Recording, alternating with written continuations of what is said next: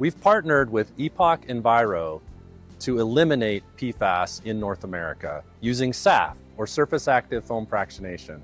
SAFF is a precisely engineered system that separates PFAS molecules from impacted water using only air and transforms them into a destruction-ready hyperconcentrate. You see, PFAS molecules have an Achilles heel. They are simultaneously hydrophobic and hydrophilic, meaning part of the molecule prefers to be in air, but part of the molecule would prefer to be in water. As a result, these molecules naturally adhere to gas-liquid interfaces where both parts of the molecule get what they want. So PFAS are especially attracted to the surface of air bubbles.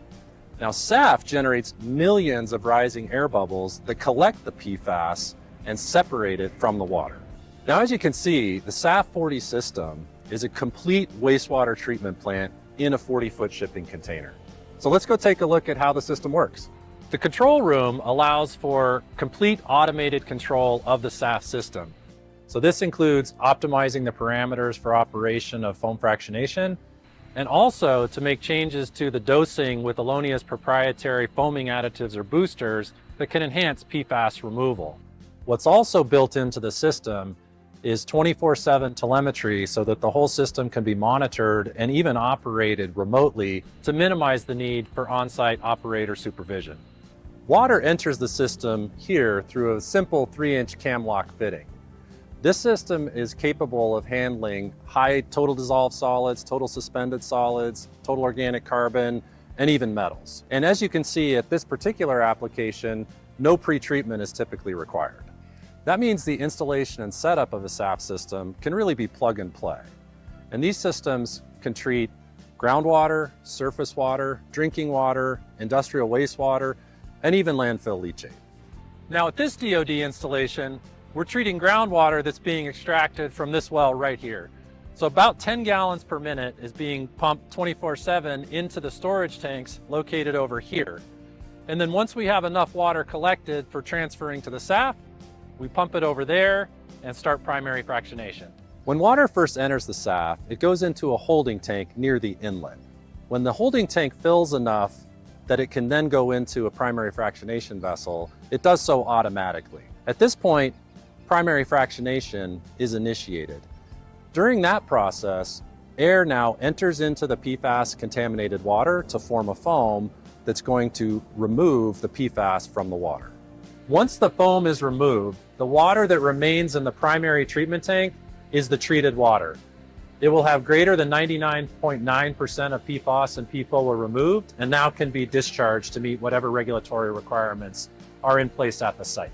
The PFAS are sequestered into a foam that rises to the hood at the top of the primary fractionation vessels and then drains to a tank at the far end of the unit where it's concentrated for further treatment. The water that remains in the primary fractionation vessel is now treated and can be discharged for downstream use. At the end of each of these batches of primary fractionation, we will now have achieved about a 5 to 20 times concentration factor of the PFAS contaminated waste. That concentrated foam fractionate will now be ready for secondary treatment in the next stage of the process. Another feature of primary fractionation is that foaming additives, or Allonnia's boosters, can be automatically added into the process using a dosing pump. The type, dose, and timing of the boosters can all be customized for total PFAS removal or short-chain PFAS removal for a specific application. While we love the simplicity and the elegance that primary fractionation provides in producing clean water and starting the concentration process, one of the key differentiators for SAFF is the patented multi-stage fractionation technology. The way that works is once primary concentrate is formed and collected at the tanks behind me, after enough of it is produced to fill one of these two tanks, it comes back into here where we do a secondary fractionation process. You can see that we have a different geometry in the tanks here, and we also apply vacuum so that we can really dry out the foam and achieve the maximum concentration factor. So typically we're going to get an additional 100 to 1,000 times more concentration when we run it through secondary. On top of that, this unit can actually be operated in the tertiary mode as well. So once we accumulate enough secondary concentrate, we can fill this tank, run it one more time, and that's how we can achieve anywhere from 100,000 up to even 1,000,000 to 1 concentration factor for most water types. The primary product of SAFF treatment is, of course, large volumes of treated PFAS-free water now.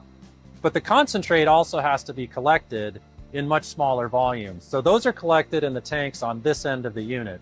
So here's where we collect the primary fomate over on that side. And then once it's been through secondary fractionation, that's collected right here in this smaller tank. In the operations where we're doing a tertiary step to really concentrate the PFAS, that can be collected in a very small tank right here. So you can see that because foam fractionation creates such a concentrated PFAS waste, only very small tanks are required in order to store it before destruction and disposal. Each of these tanks is also equipped with a level so the operator can very easily see how full the tanks are and when they need to be emptied. This can also be seen from the control panel on the other side of the unit or through the remote telemetry. Once the contaminated water has been through secondary and tertiary fractionation, that hyperconcentrate is collected for appropriate disposal and destruction. SAFF is designed to operate autonomously with minimum manual oversight. Typical maintenance includes routine cleaning and filter replacement, just like any normal water treatment plant. Allonnia provides training and startup services for all SAFF installations.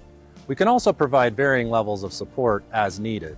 These would include things like full service and operations or long-term maintenance. So one of the most important design considerations in the SAFF 40 is to make sure that we're taking care of air quality for our operators.